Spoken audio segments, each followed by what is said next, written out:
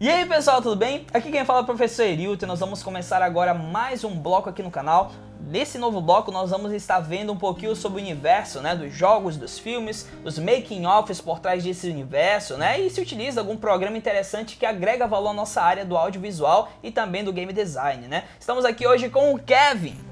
E aí galera, o seguinte, hoje a gente vai falar aí sobre uma das grandes franquias aí, chamada Final Fantasy. Pra quem não me conhece, eu sou Kevin Vinagre, professor de design e de programação, e vou estar aqui falando sobre essa incrível franquia. O Kevin foi meu aluno, né? Uma honra ter aqui ele convidado, né? Que ele é fã dessa obra do Final Fantasy. E eu pensei, poxa, nada melhor do que convidar o Kevin, que é fã dessa obra, para dar a sua opinião do ponto de vista do fã. E eu vou dar um ponto de vista mais técnico, né? Um ponto de vista mais de como a gente vê os programas. E sempre vai ser esse balanço nesse nosso novo bloco. Sempre vai ter um convidado, né? Aleatório, que é um fã da obra, que é legal ver a opinião do fã. E uma pessoa, né, um professor, uma visão mais técnica, que eu acho muito interessante. Hoje, galera, a gente vai falar sobre um jogo muito legal, que é um dos maiores, né, da franquia dos jogos de RPG, que é o Final Fantasy, né, e abordar sobre esse mundo tão vasto do Final Fantasy, né. Temos aí o recente, que agora é o Final Fantasy VII, que tá saindo agora, né, o Final Fantasy VII Remake. Fala um pouquinho aí, Kevin, tu que é fã da obra. Pessoal, vamos lá. Pra quem não conhece, pra quem estava em uma caverna, Final Fantasy é uma das franquias japonesas de RPG mais, vamos dizer assim, mais premiadas que existe até hoje. É uma grande referência na parte gráfica. Geralmente quando sai um novo console ou então uma nova geração, sempre se tem Final Fantasy como uma referência gráfica. Ele possui vários mundos, cada jogo é um mundo diferente. No caso hoje aqui nós estaremos abordando o universo do Final Fantasy VII e o tema gráfico dele. Muito legal. Então vamos lá pro vídeo, galera. Bom, galera, nesse tipo de vídeo eu vou deixar aqui rolando um gameplay aqui da obra, tá bom? Pra vocês verem um pouquinho desse universo, né, do Final Fantasy XV, Final Fantasy VII, que é muito bonito os gráficos, né, Kevin? Sim. Eu acho que é um dos melhores jogos, assim, na questão de RPG que tem gráficos estonteantes, né? Eu acho muito legal vocês verem o gameplay, pra quem não conhece, né, poder ver um pouquinho do gráfico e do potencial que os programas que nós vamos citar já já têm. Eu acho interessante essa questão da nostalgia que as empresas estão trazendo hoje em dia, tipo, pegando takes da obra original e trazendo, tipo, essa questão dela tá pegando as flores e a câmera tá aos poucos saindo dela, e isso daí lembra muito o trailer clássico. No caso, a Capcom, né, também trouxe isso com Resident Evil Remake, né? Sim, Resident Evil 2. Eles trouxeram toda aquela questão, alguns trailers lembraram muito como é que era antigamente. Embora a identidade tenha mudado por completo ali dentro. O modo de jogar mudou, mas a história contada segue o mesmo ritmo, né? Sim. Eu percebi uma coisa dentro desse trailer que eu achei interessante. Você vê que a espada do Cloud, ela tem um efeito verde ali, que no caso eu acho que é essa matéria que a moça entrega pra ele. Então eu acho que vai ter interação entre os objetos e a cutscene, olha só. Tu percebeu uma coisa, que a interface do jogo é bem limpa, totalmente limpa, sem tipo de aplicações praticamente, olha aí. Tu vê a tela inteira e é muito minimalista o layout da HUD. Tu sabia uma coisa interessante? Que esse jogo ele foi feito com a Unreal Engine 4. Ah, sim. Hoje em dia é uma engine bastante popular, não é? A maioria dos jogos utiliza ela, eu mesmo já cheguei a testar ela, achei bem interessante. Então, assim, a iluminação foi um dos fatores primordiais para eles mudarem para Unreal, porque eles disseram que a luz, o rebatimento de energia, o reflexo, agora com essas novas placas com Ray Tracing, né? Novas placas de vídeo com Ray Tracing, eles querem apostar muito nessa questão da qualidade gráfica. As partículas também. Então tá muito bonito. A renderização desse jogo também é em tempo real, então, tipo, não tem cutscene praticamente, é tudo renderizado em tempo real. Né, não Unreal.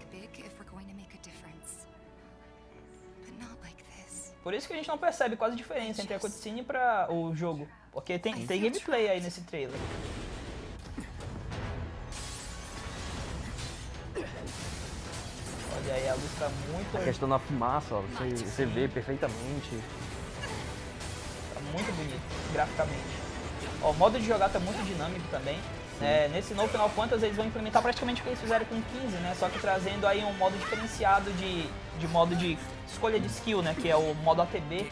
Vai preenchendo a barra de ATB e aí quando chegar ao máximo tu tem uma pausa pra poder escolher que skill tu quer ativar. Inclusive no Final Fantasy XV também tinha uma barra de ATB, só que ela era bem, vamos dizer assim, bem uma coisa que a gente utilizava bem de boa ali, algumas situações. Inclusive a UX também, tipo, parece que eles utilizaram bastante o Final Fantasy XV. Lembra bastante, tipo, a UX deles com a Final Fantasy XV. E essas No caso, ele só modelagens? trocou. Cara, eu gostei muito do design dos inimigos. A questão das texturas são bastante interessantes. Os robôs, principalmente, pô, eu tive esses efeitos que eles utilizaram nos robôs, entendeu? Essa questão do choque, por causa que Final Fantasy ele trabalha muito com elementos, principalmente quem é mago vai lidar muito com a questão dos elementos. Então você caprichar nesses efeitos, cara, Sephiroth. Você tava Tá comentando sobre lindo. a voz do Sephiroth, né? Sim, teve uma pequena mudança aí. Pra quem sabe, tipo, Final Fantasy, o 7 já teve 2 mudanças na voz do Sephiroth. Então, tipo, é uma coisa assim, com o tempo a gente vai se adaptando. Olha aí, Final Fantasy VII. Cara, tá muito legal, muito bacana, assim, muito bonito, né? E as dublagens, eu achei que... Olha aí a data, galera, Data é dia de- 3/3 de 2020, né? Então já tem uma data já pro lançamento do jogo, né? Muito bacana. Então já fica no aguardo, né? Inclusive vai ser lançado por capítulos, né? Sim, cada capítulo eles estão prometendo que vai ter o tamanho de um jogo. Então eles estão sendo bastante audaciosos aí na proposta do jogo. Né? Mas a Square Enix nunca deixou a desejar. Sim. Bom, galera, lembrando que a Final Fantasy sempre teve os melhores gráficos em todas as épocas, eles sempre procuraram inovar, utilizando as melhores ferramentas que eles tinham à disposição. Em 2002, eles foram ganhadores do prêmio de melhores gráficos com o jogo Final Fantasy X. Logo depois, eles fizeram uma aliança com a Disney, que no caso aí rendeu o Kingdom Hearts, que inclusive é uma outra franquia muito amada pelas pessoas. Pô, que legal, cara. É uma das franquias, né, que sempre se utiliza dos gráficos de ponta, né? Independente de qual ano eles estejam, né? A gente vê aí que nas épocas do Final Fantasy de Famicom, né, que foi os primeiros Final Fantasy a serem criados, né, ele foi conhecido no ocidente como a Nintendo que utilizava um dos melhores gráficos pixel art 8 bits, né? Então tem uma maestria incrível, né, extremamente elogiada na sua época, né, de qualidade gráfica que deslumbrou os jogadores, né, nesse tipo de quesito, né? Então a gente percebe que independente da época, eles sempre trabalham com RPGs revolucionários. Inclusive, creio eu que foi eles mesmos que inventaram essa parte onde o XP vai evoluindo gradualmente, né? E aí você chega no nível 2, 3, 4, né? Aquela questão do Fire God, né? Watara. Então são coisas que eles vão implementando que às vezes até a galera se inspira, né? A magia de fogo 1, magia de fogo nível 2, nível 3, né? Tem sempre isso, né? O Tundra. Tem sempre isso, essa brincadeira que eles fazem. Que era terrível. Então é muito legal. O Final Fantasy sempre gera inspirações, tanto na parte gráfica quanto na parte de game dev mesmo, né? Que isso daí vem da parte mesmo de prototipagem que vai gerando novas questões, tanto para o RPG de mesa quanto para o RPG tradicional, né? Nas máquinas. Lembrando também que Final Fantasy XV foi uma grande inspiração para um jogo recente que está dando bastante o que falar, que foi Lost Suicide, que fez com que um garoto do ensino médio ficasse famoso por ter conseguido fazer um jogo com gráficos incríveis antes mesmo de chegar na faculdade. Então a gente percebe que o Final Fantasy, né, ele vem gerando inspirações pra tudo quanto é lado, né? Esse Final Fantasy VII, galera, ele teve um gráfico que na época revolucionou, né? Tipo, a gente vê assim, é um monte de polígonos, quadradão, né? Mas, galera, foi no ano de 1997 que foi lançado. E é um quadrado bonito. Igual o Mario 64, né? Mario 64, a gente olhava assim, caramba, o Mario 3D, nunca vi isso, né? É uma novidade, uma coisa inovadora. Então, assim, é uma franquia que definiu o jeito de como fazer videogame, né? De maneira como que ninguém nunca tinha visto antes. Sim. Lembrando que, tipo assim, ele foi o que introduziu o Final Fantasy à questão das 3 dimensões. Interessante. Durante a produção, eles sempre utilizavam a questão de cutscenes, que nada mais são do que cenas que foram gravadas fora parte e trazidas como vídeo. A questão do mapa era um mundo aberto, sendo utilizado como o primeiro mapa aberto em 3D daquela época. Para a questão da Square Enix, no caso ali, qual seria essa inovação? Seria que você poderia ver alguns outros elementos no mapa que não estavam necessariamente chapados, como no caso monstros voando e monstros interagindo entre si. Naquela época lá era complicado, né, Kevin? Tinha até que fazer uns esqueminhas, né? Não sei se vocês já viram o Silent Hill do PS1, a galera tem aquela fumaça do Silent Hill, não é por nada não, é só porque tinha que esconder os gráficos, né? Porque não tinha como renderizar uma coisa de mundo aberto de uma maneira assim muito rápida, né? Então tinha que esconder com a fumaça. É uma brincadeira do game dev, né? Uma gambiarra. É igual aquelas árvores de PS1, né? Que são 2 planos cruzados assim. E aí não são modeladas, são 2 planos só com o desenho da árvore, né? Inclusive, Aí, se você quer poder saber sobre isso, The Elder Scrolls Arena também fazia a mesma coisa. Olha só. Eram gráficos em 3D que eles botavam toda uma fog, parecia que sempre tava tudo com fog ali, mas na verdade era só para esconder os gráficos. Sendo que Silent Hill inovou, né? Ele trouxe a fog pra história.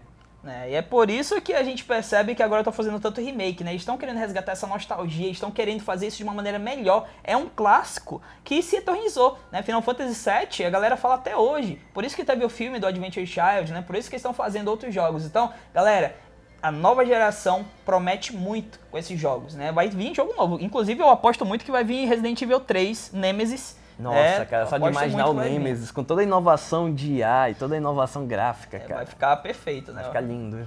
Então, galera, a gente vê que nesse trailer de estreia vai vir muita coisa que a gente já tinha pedido, né?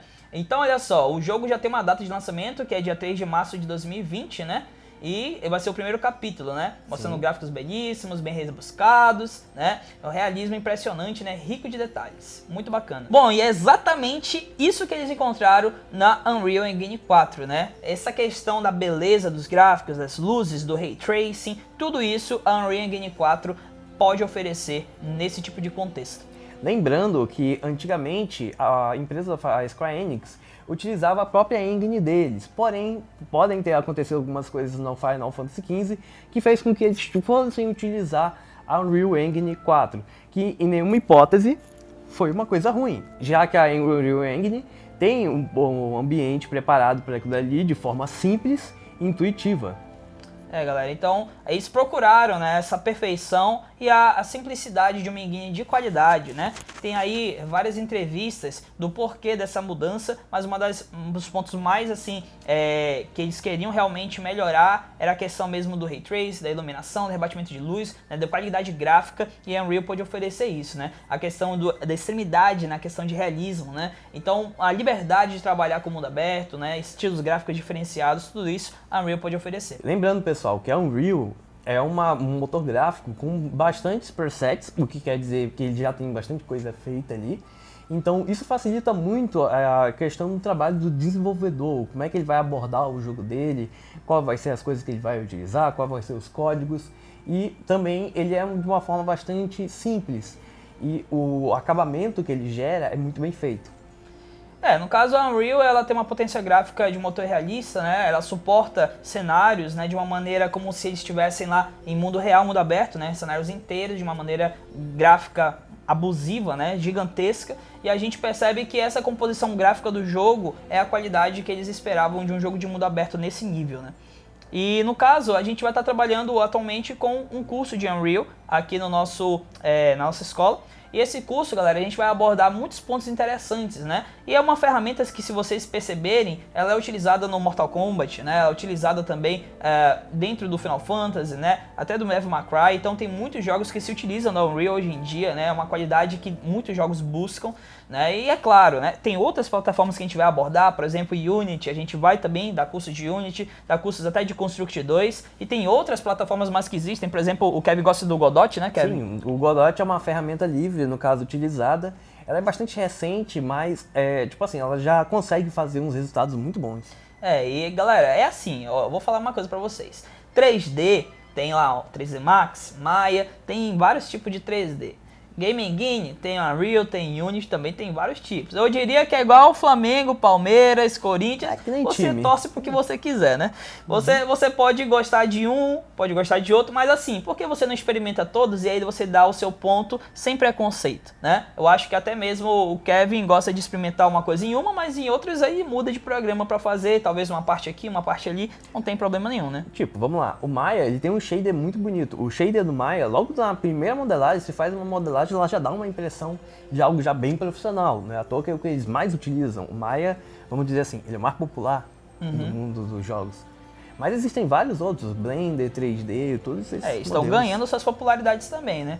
E assim, galera, eu acho que o Unreal, ele tem aí um poder gráfico impressionante. Se você gostou, se você acha legal, né, é bacana experimentar, chegar mais a fundo, né? Porque assim, hoje em dia cada jogo tem a sua pegada, eles têm as suas apostas, eles também têm o seu marketing e às vezes eles optam por certos parâmetros, né, para poder investir em certa área específica. Bom, pessoal, então é muito legal esse nosso curso do Unreal, que a gente vai trabalhar do zero até a parte da publicação do jogo, né? E você vai estar sempre sendo guiado por profissionais de alta qualidade, experientes na área, né? E computadores também muito bons. Então, assim, tudo isso daí você vai conferir ainda mais no nosso vídeo em breve, né? Que vamos lançar sobre os cursos que nós vamos ter aqui na Disters. De um por um a gente vai lançar vídeo sobre cada.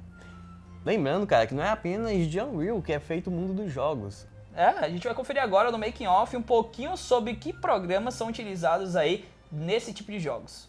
Bom, pessoal, a gente vai fazer agora a react ao ZBrush Summit de 2016 do Final Fantasy XV. A gente vai deixar inclusive esse vídeo na descrição aí para quem quiser ver o vídeo completo. É um vídeo de 1h30 praticamente. Os criadores do design dessas partes do jogo, japoneses, eles falam e tem uma tradutora, é bem interessante, o vídeo está todo em inglês. Mas o que a gente tem aí de interessante é ele utilizando o ZBrush. No caso aí eles estão modelando as adagas, né? As adagas que os guardas do rei utilizam. Ele está basicamente aí fazendo um modelo high poly bem simples e com o tempo aí ele vai utilizar os programas para poder trazer os detalhes necessários aí para a adaga. Normalmente eles utilizam o Maya para fazer o low poly, né? Até colocar um pouquinho de Tube Smooth para ficar aquela questão mais suavizada, mas é low poly. Eles levam pro ZBrush para dar os detalhes, né? E a gente vai perceber agora que ele vai fazer uns detalhes bem interessantes nessas adagas, que são detalhes muito complexos. Para isso ele utilizou o Photoshop. Olha aí, detalhes, por exemplo, que utilizam essa questão da Arte Nouveau, diria eu, né? Essa questão de florais, tribal, ondulado, bastante ondulado. E você percebe que, tipo, tem bastante a ver com florais, porque tem uns detalhezinhos ali. E, tipo, isso traz muito a questão do jogo. Porque lá, você está em um mundo que ao mesmo tempo é tecnológico, ele é um mundo clássico. Então existe essa influência. Interessante, né? Então a gente percebe que esse detalhe da adaga, ele fez aí no Photoshop, ó. E agora ele vai aplicar, né? O mapa estava aberto da adaga lá no Photoshop. E agora ele vai fazer a inserção desse mapa para fazer isso daí realmente virar um mapeamento de alfa, uma coisa mais profunda, que faça detalhe na adaga. É uma adaga muito bonita, essas adagas aí são caras realmente bem diferenciados, né, assim, detalhe. Sim. É só a gente imaginar que, tipo, essas adagas são utilizadas, né, pelos guardas do rei. Então, tipo, tem toda aquela questão de poder trazer a beleza real em si. Olha, interessante ver que no meio da inserção, né, ele inverteu os lados ali para poder os efeitos ficarem de acordo. Ele fez um flip ali, né? Uhum. E esse efeito ele já coube no mapeamento do ZBrush aí, né? Certinho, olha aí. A malha estava aberta, né? É claro que encaixou perfeito. Entretanto, ele vai fazer esse tipo de linha preta virar agora um mapeamento de alfa para poder fazer a profundidade dessa questão, né? No ZBrush Summit eles gostam muito de ressaltar esses detalhes, como é que foi feito, o que o ZBrush ajudou na obra, né? E tem ZBrush Summit de vários tipos de jogos, né? O que é muito legal, né? O ZBrush sempre trazendo os profissionais para darem uma palavra, né? Mostrarem os seus conteúdos de qualidade aí e como o ZBrush fez essa influência, né? No mercado de jogos. Agora ele vai fazer a questão da profundidade da adaga, olha só. Fez aí o mapa, né? Vai fazer a inserção da profundidade. Olha aí, galera, então ele fez já a inserção de profundidade, a gente percebe que a qualidade ficou bonita, né? O mapeamento de alfa foi simples e prático, né? Então o ZBrush, como sempre, trazendo aí uma qualidade essencial para o que a gente precisa dentro dos nossos modelos. Bom, galera, a gente vai estar fazendo aqui uma análise dos highlights, né? Dos pontos principais dessa questão do ZBrush Summit. E a gente percebe que o mapeamento, né, foi necessário tanto para a questão de mapa de normal, quanto para a questão de mapa de UV, né? Todos os quesitos do mapeamento foram abordados e a gente percebe que o ZBrush foi essencial em cada um deles, né? E ele cita que é importante, né, o Photoshop em complemento a esse tipo de questão. A gente vai ver agora como é que ficou a adaga finalizada, né? Olha aí, fez o concept art dela, né, no Photoshop. E agora a gente vai ver como que ficou a adaga finalizada no render final. São duas adagas, né, Kevin? Sim. São dois tipos de adagas diferentes. É interessante, tipo, ver o nível de polígonos, quantos polígonos são necessários para poder trazer esse nível de detalhe.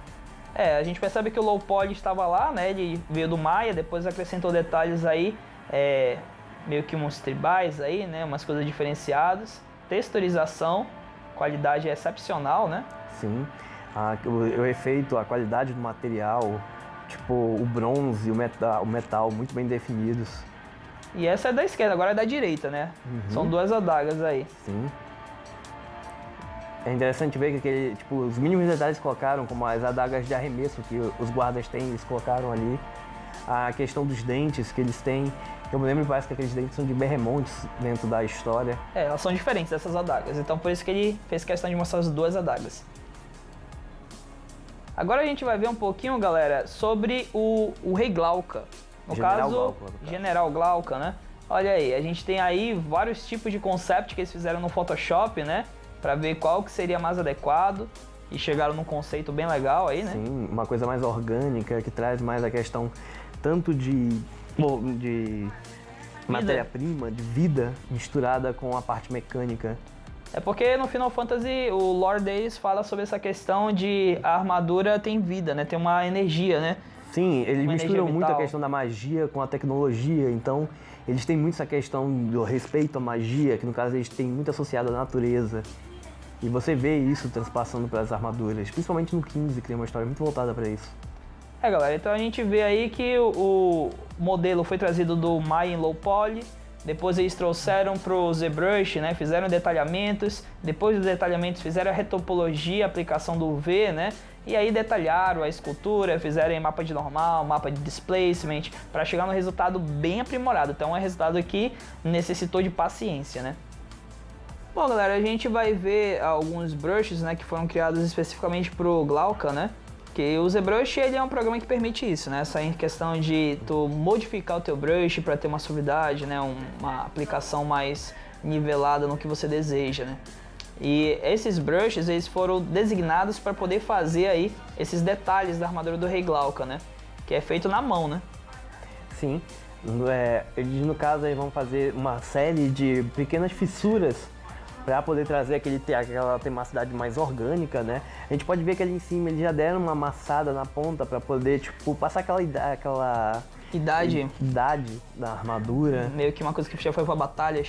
Que já foi utilizada, que já tá bem danificada ali em cima. Então é tudo propositalmente pensado, né? E esses detalhes aí, ó, são pequenos detalhes na armadura, então esse modelo aí deve estar com muito polígono para poder fazer esse tipo de aplicação, né? E é algo que foi citado, né? A gente pega o modelo low poly de um programa onde foi feito o hard surface e no Maya é feita essa questão, né? Talvez mais linear, mais hard surface, uma coisa mais robótica, uma coisa mais inorgânica. E aí traz para o ZBrush para dar essa aplicação mais orgânica, mais vida para os projetos. Normalmente eles gostam muito de fazer isso, a parte inorgânica, mais rígida, num programa 3D mais blocado. E aí quando passa pro ZBrush faz uma coisa mais orgânica, mais fluida. É interessante ver também como eles vão fazendo os traçados, né? Tipo, a direção deles. Tipo, eles não estão ali só fazendo aleatoriamente. Tipo, cada um ali se encontra em uma determinada parte da armadura, como se fosse uma folha. Tentam manter a fluidez, né? Mantém a fluidez, mas é como se fosse uma árvore, né? Sim. Olha aí, galera, então a gente percebe que a armadura tá concluída, né? Ficou aí super detalhada, né? Ele fez esses risquinhos em toda a armadura. É interessante ver, né, também que ele vai pegando peça por peça. Ele foi pegando cada uma das placas aí e foi criando ali. É interessante também poder mostrar ali a questão da capa, né? O valor que ele tá dando ali pra capa. E agora a gente vai ter aí a renderização final do General Glauca. Olha aí, o low poly dele feito no Maya, né? Low poly bem lisinho, sem nenhum detalhe. Aí agora a textura, ali os detalhes.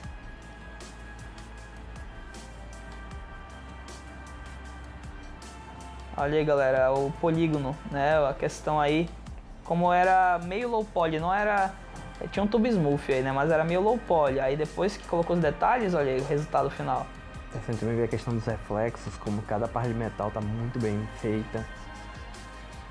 Então, galera, assim, esse tipo de projeto, né, eles pegam e fazem esse tipo de aplicação para poder o high poly ficar mais mesmo no projeto final, né? O low poly sempre vai ser o projeto que eles vão estar utilizando com mapeamento aberto, inserido essas outras questões aí que vão mais no processamento do render final, né? Não vão realmente pesar no jogo, né? No jogo ele vai estar com uma modelagem com 100 mil polígonos, algo do gênero, e aí quando vai para o jogo aí já vai mesmo essa textura mais elevada, vai na abertura da malha, né? Esses processos aí posteriores. Bom, gostaria também de ver esse tipo de projeto que a gente vai ver o Making Off, né? Que é um outro jogo do Final Fantasy, né, Sim, Kevin? no caso é o Type Zero. Ele é vamos dizer assim, não diria bem um spin-off, mas ele é um universo dividido ali das séries principais. Também tem feito grande sucesso. E no caso esse aí foi um dos trailers aí que lançaram. É porque no Final Fantasy ele é dividido em mundos diferentes, né? Nunca é o mesmo mundo, né? Sim, lembrando que existe um mundo no qual eles se misturam, que é o do Dissidia. O jogo Dissidia, no caso, é onde não só explica o início dos mundos, como também a influência que existe em cada um. Bem interessante. E aí esse trailer, ele foi lançado recentemente, né? E a gente percebe que são os gráficos de alta qualidade, né? Igual Final Fantasy XV, igual Final Fantasy VII. Rapaz, pra fazer isso daí deve ter dado um trabalho, né, ali? Com certeza. Principalmente o efeito do fogo, que é uma coisa bem difícil de poder controlar. Qualidade absurda no gráfico. É interessante ver como toda a roupa dele tem esse intuito de lembrar a Fênix. Interessante, não tinha percebido isso daí, na verdade.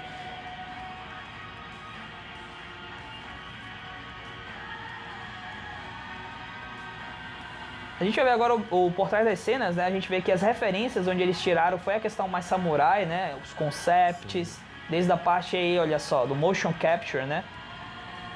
Inclusive, galera, olha só, foi feito todo um rig, né? Todo um controle de animação, que é aquela parte onde seta os ossos, né? Você coloca os ossos, vê se tá de acordo com a malha.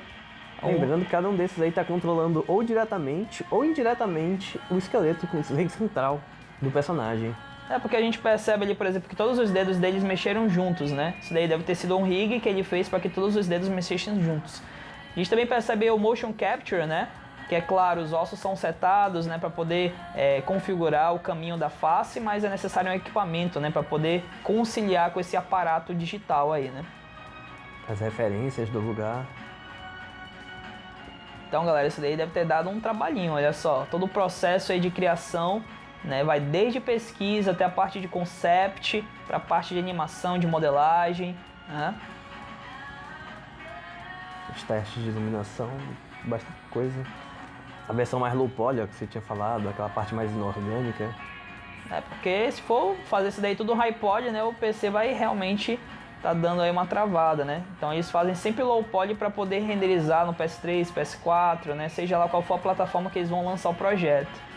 Bom, uma curiosidade sobre essa questão de referência é que, tipo, Dark Souls, todos os lugares lá tinham referência, inclusive até a caverna de cristal. Existe uma caverna que ela é 100% de cristal. Interessante. Eles gostam de fazer essa mistura de realidade com ficção, né? Uhum.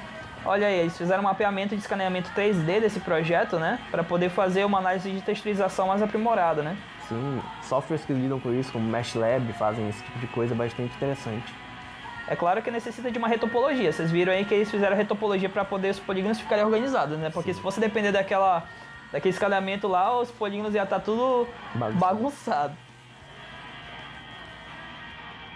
Aí já é a fase já de organização no programa em si, né? Na Engine.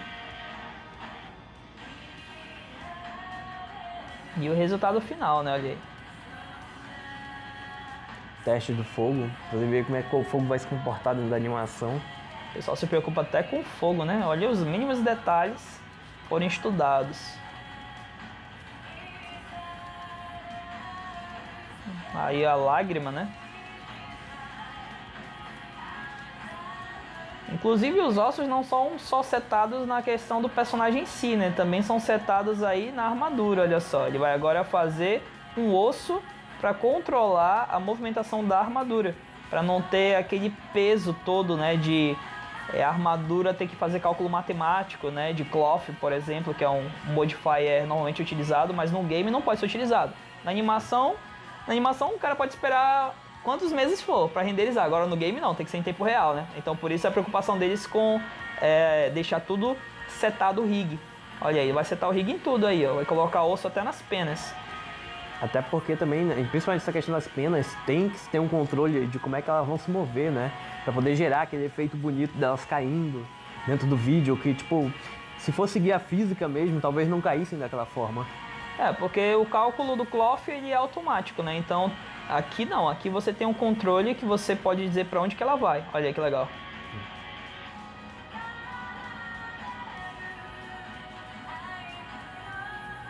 Então, muito da animação manual ainda é feita hoje em dia, né? Apesar do motion capture que eles fizeram na face, algumas animações foram detalhadas de uma maneira mais manual. Olha aí, as partículas aí fazendo aí o detalhamento da face, né?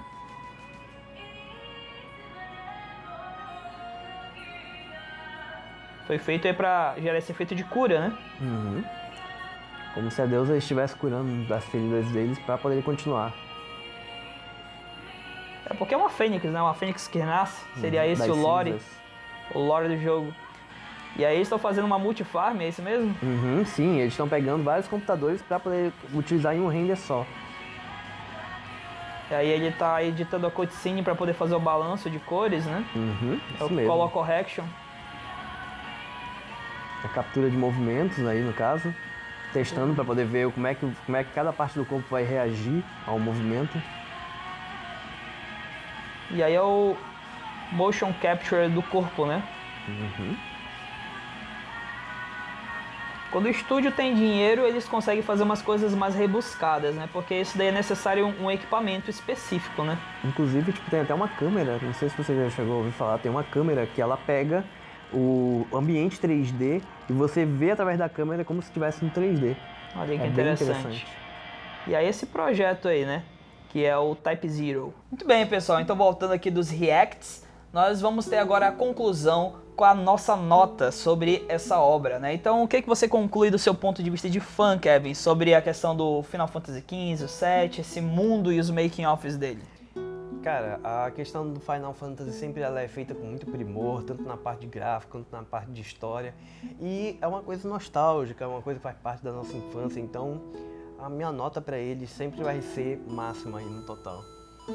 Na minha opinião, já do ponto de vista técnico, a gente percebe que o Final Fantasy ele revolucionou, né, a questão de gráfico, sempre procura o melhor, e o melhor, consequentemente, vem aí da Unreal, vem aí do ZBrush, vem aí do Photoshop, né, que são programas que a gente utiliza aqui, né, nessa parte do Brasil, e é mesmo utilizado no Japão, nos Estados Unidos. Então, assim, a gente percebe que é um programa que é a nível mundial e é de qualidade absurda, né? E cada modelo teve 100 mil polígonos e eles conseguiram trabalhar de uma maneira muito bonita, detalhadamente, né? Aquela questão dos mínimos detalhes, né? Eles conseguem fazer uma coisa aí perfeita. Então isso parte muito da questão de análise do que a abertura de malha vai proporcionar para aquela textura. Então tudo isso, galera, é a questão dos programas, dos gráficos e da evolução que isso tem para o mundo de hoje. Eu acho que a Capcom com Resident Evil, a Square Enix com Final Fantasy, esses resultados, eles vêm muito da questão de refinamento, né?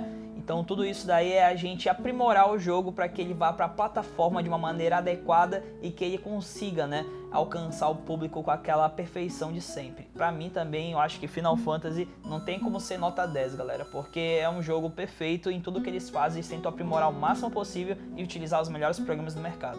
Muito bem, jovens, então obrigado por ter assistido até aqui, obrigado, Kevin, por ter vindo, né? Galera, se vocês curtiram aí o Kevin, né, não esqueçam de estar aí seguindo ele, né, nas suas mídias sociais, né? Ele vai estar disponibilizando algumas mídias sociais aqui abaixo, né? E também siga a gente, né? Clique aí no sininho para poder se inscrever no nosso canal, curta e compartilhe o nosso canal. E obrigado por tudo, galera. Se você curtiu esse bloco, não esqueça de deixar suas opiniões aí, suas ideias para os blocos seguintes. E é isso aí, galera. Valeu, falou!